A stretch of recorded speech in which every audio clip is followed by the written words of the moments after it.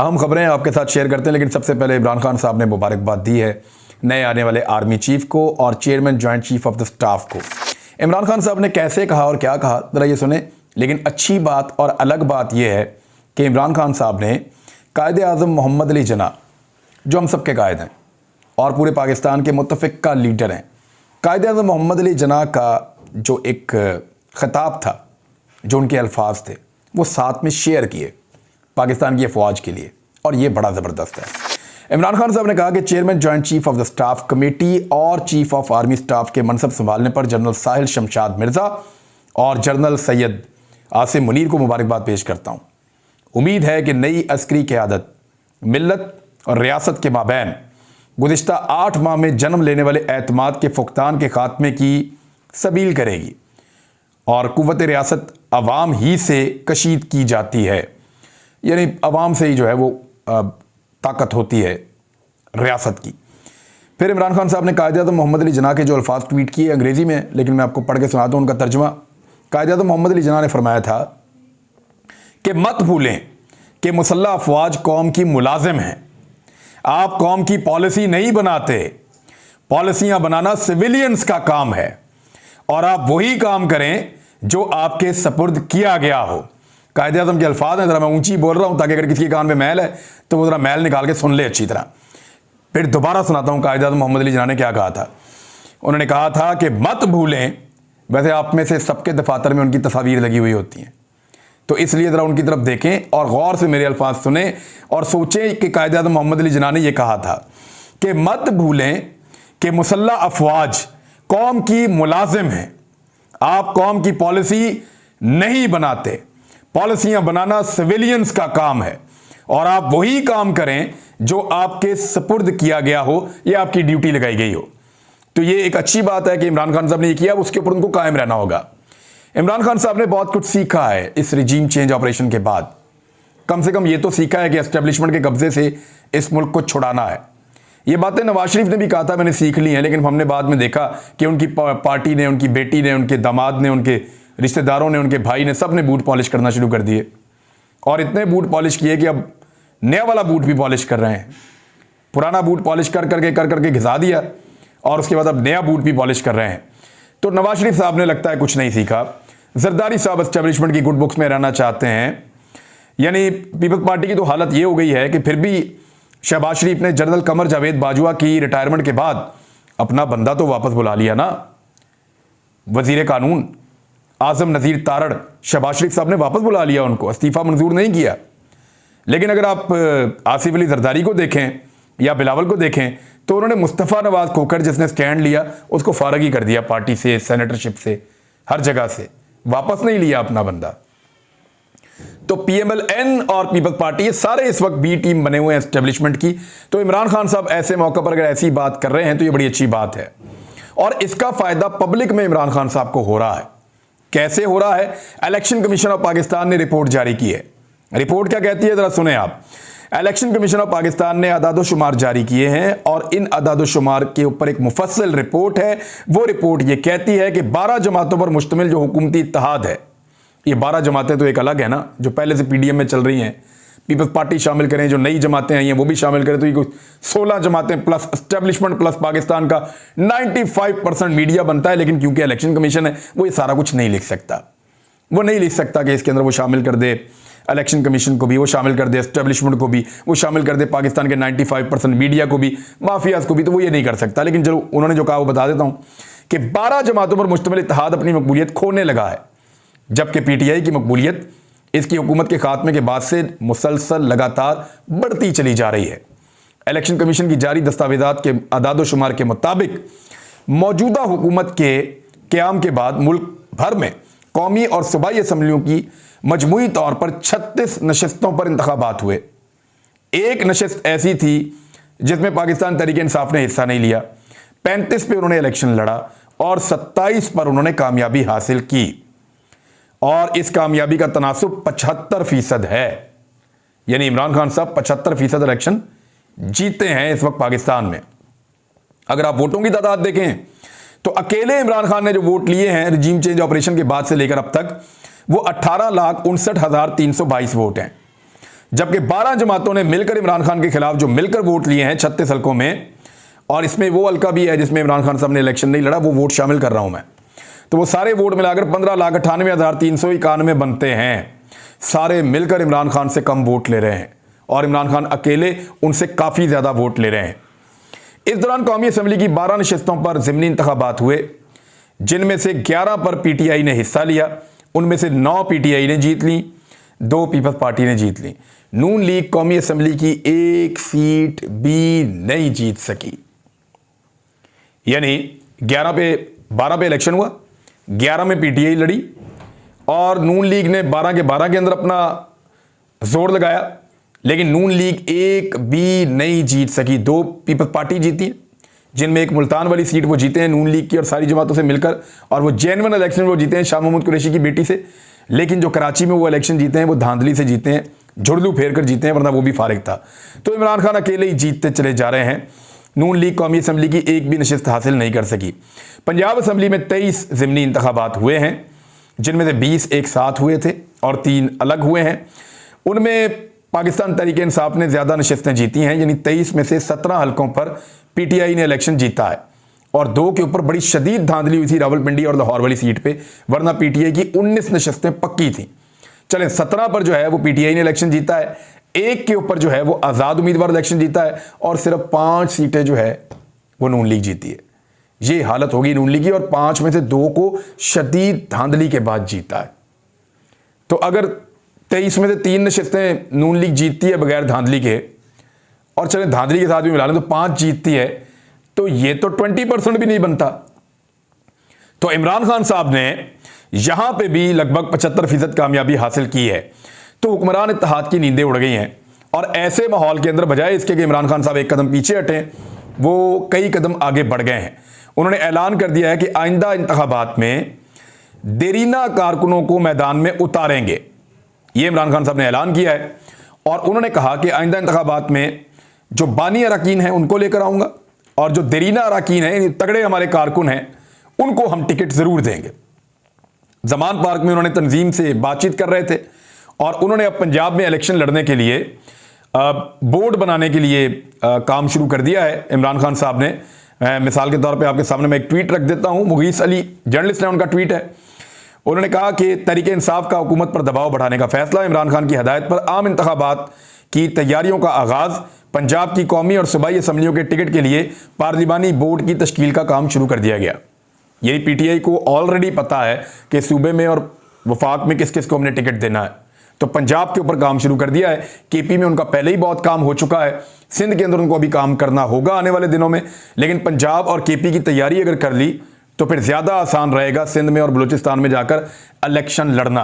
इस वक्त वाहिद लीडर इमरान खान है जो इस वक्त इलेक्शन की सोच रहे हैं और इलेक्शन की तैयारी कर रहे हैं। किसी और के दिमाग में अभी तक इलेक्शन आया भी नहीं।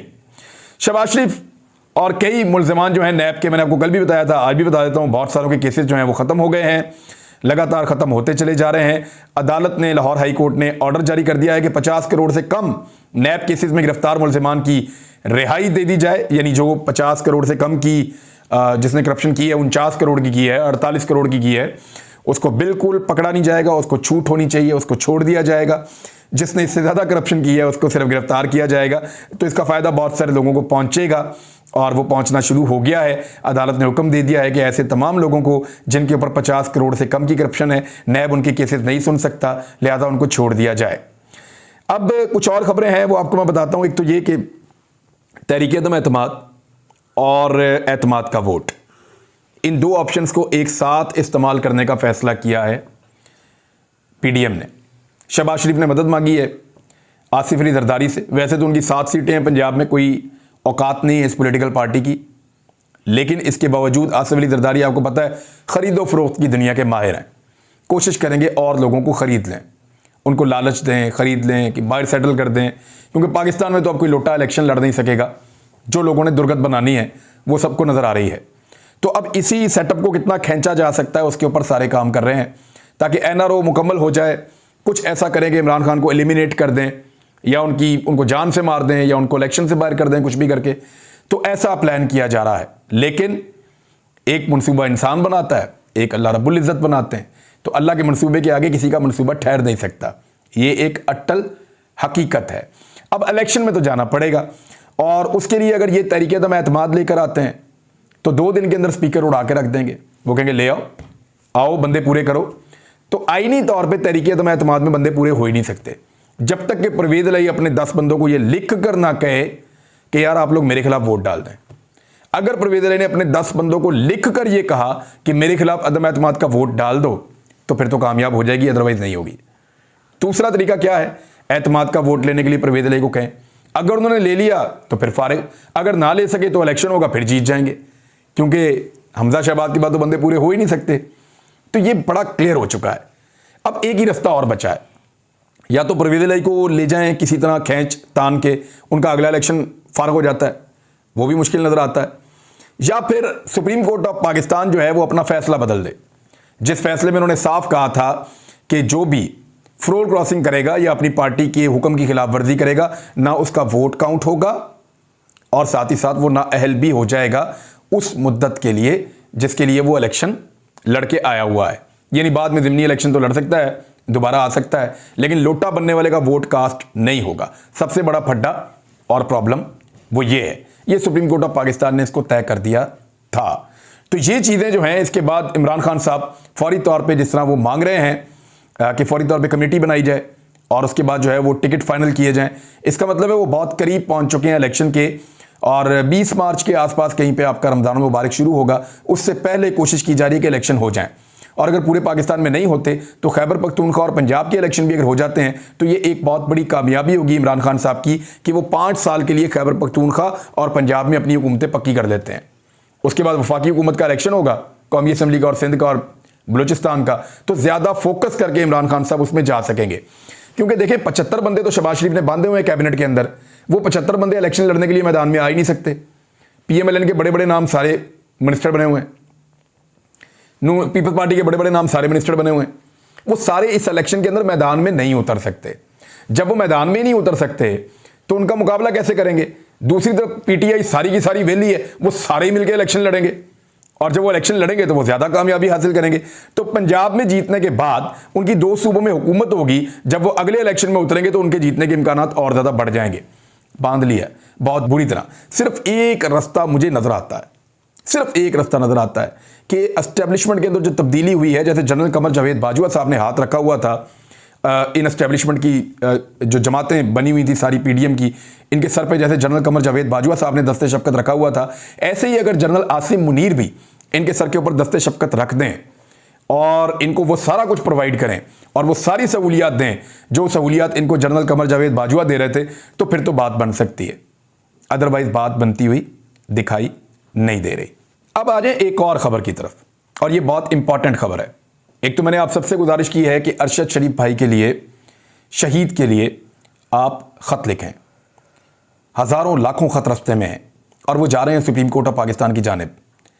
महकमा माल ने अगर हमारे साथ डंडी ना मारी और अगर ये ख़त जाने दिए गए और सुप्रीम कोर्ट तक पहुंचने दिए गए और पहुंचना शुरू हो गए हैं, ये खतूत जाकर वहाँ पे हमारी तरफ से एक दरख्वास्त करेंगे चीफ जस्टिस ऑफ पाकिस्तान को, पाकिस्तान के सबसे मोतबर अदलिया के इदारे सुप्रीम कोर्ट ऑफ पाकिस्तान को, कि हमें इंसाफ चाहिए।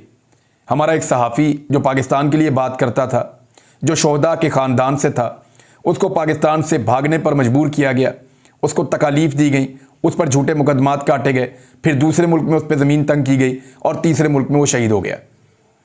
और उसके बाद जिस तरह के हालात का हमने यहाँ पे जायज़ा लिया है, तो ये साफ नज़र आ रहा है कि वो कौन था जिसने अरशद शरीफ का जीना हराम कर रखा था। तो हम ये चाहते हैं कि उन लोगों को कटहरे में लाया जाए, उन लोगों को सज़ा दी जाए और आइंदा के लिए ये सिलसिला बंद होना चाहिए। तो उसके लिए अब फैक्ट फाइंडिंग का जो काम है वो हो रहा है। मेरी आज वकला से भी बात हुई है जो सारे मामले को देख रहे हैं, और वो ये कह रहे हैं अगले 8-10 दिन के अंदर अंदर ये मामला एक नई सिमत में जाएगा, क्योंकि फैक्ट्स इकट्ठे हो चुके हैं, कुछ फैक्ट्स अभी इकट्ठे किए जा रहे हैं। अब इसमें एक फैक्ट जो था जिसमें मैं शुरू से बात कर रहा था कि उन 50 बंदों को बुलाएं जिन्होंने हम पे पर्चे करवाए। मेरे खिलाफ 22 मुद्दई हैं, 22 आदमी ऐसे हैं पाकिस्तान में जिन्होंने मेरे ऊपर मुकदमा दर्ज करवाया था बगावत के, उकसाने के, गद्दारियों के और पता नहीं कौन कौन से। 22 बंदे ऐसे हैं पाकिस्तान में। 16 या 18 बंदे ऐसे हैं जिन्होंने अरशद शरीफ भाई के ऊपर मुकदमात करवाए थे। कोई 10 के करीब बंदे ऐसे हैं जिन्होंने साबिर शाकिर भाई के ऊपर करवाए थे, समी इब्राहिम साहब के ऊपर जिन्होंने करवाए थे वो भी काफ़ी सारे बंदे हैं। तो ये कोई 50 के करीब बंदे हैं जिन्होंने हम सहाफ़ियों के ऊपर मुद्दई बनकर मुकदमात करवाए थे। इन बंदों को बुला ले और इनसे पूछें कि कौन था जो इनको कहता था कि तुमने ये पर्चे करवाने हैं। ये लिंक सीधा वहां तक जाएगा, नहीं जाएगा तो थोड़ा सा धक्का हम लगाएंगे, हम पहुंचा देंगे, हम आपको बताएंगे कि कौन है इसके पीछे। लेकिन अरशद शरीफ के खिलाफ FIR दर्ज कराने वाले तलबी के बावजूद पेश ना हुए। इंक्वायरी कमेटी ने अरशद शरीफ पर FIR दर्ज कराने वालों को तलब किया था। कमेटी ने मुतालिका सूबों के IGs को मुद्दइयों की हाजिरी यकीनी बनाने की हदायत की थी। IG सिंध को, IG बलूचिस्तान को, IG पंजाब को इन लोगों को कहा गया था कि बंदे लेकर आओ जनाब। तो अब वो बंदे आए नहीं, एक भी बंदा पेश नहीं हुआ, एक भी मुद्दई नहीं आया। क्यों? कोई नशे का कारोबार करता है, कोई स्मगलिंग का कारोबार करता है, कोई फ्रॉड का कारोबार करता है, किसी का जुआ खाना है। इस तरह के 2 नंबर बंदे इकट्ठे करके हमारे ऊपर पर्चे करवाए गए थे। अब ये 2 नंबर बंदों के साथ क्या ताल्लुक है हमारी एजेंसियों का? मैं तो इस बात पे हैरान होता हूं। यानी एजेंसियों को कोई इमाम मस्जिद नहीं मिला, कोई बेहतर आदमी नहीं मिला हमारे ऊपर पर्चा करवाने के लिए। वो जितने बंदे मिले वो सारा कुछ फ्रॉडिया है। कोई जो है वो बंदा जो है वो मनशियात फरोश है, कोई स्मगलर है, कोई का जुए का अड्डा है, कोई जो है वो 2 नंबर काम करता है, कोई पुलिस का टाउट है। अजीबो गरीब किस्म के बंदे, खरामा खामा को 5% बंदे होंगे जो को बंदे के पुत्र होंगे, 5 बंदे भी टोटल नहीं होंगे जो ठीक बंदे होंगे। सारे क्रिमिनल से हमारे ऊपर पर्चे करवाए थे। अब कोई बंदा पेश ही नहीं हो रहा, आ ही नहीं रहा। अब अरशद शरीफ शहीद के खिलाफ जो बगावत और गद्दारी समेत कई FIR दर्ज की गई थी। FIR दर्ज करने वालों में मतन का ताल्लुक जो है जो ताल्लुक था उनका बलूचिस्तान, 5 का सिंध के साथ था, 3 का बलूचिस्तान के साथ था और 1 का इस्लामाबाद से था। ये अभी इनको बुलाया गया, ये भी नहीं आ रहे। अब आप अंदाज़ा कर लें कि कैसे अब आगे आगे भाग रहे हैं वो सारे लोग जो कल पीछे लगे हुए थे। तो जुल्म जो है वो एक हद तक ही चल सकता है, इंसाफ का बोलबाला आखिर में होता है। चाहे हम जिंदा रहें या ना रहें, इंसाफ तो होगा और अल्लाह ताला इसी दुनिया में उन सबको एक्सपोज करेगा जिन्होंने ज़मीन को तंग किया मुहिब्बे वतन लोगों के लिए। अब तक इतने, अपना ख्याल रखिएगा, अपने इस चैनल का भी। अल्लाह हाफ़िज़।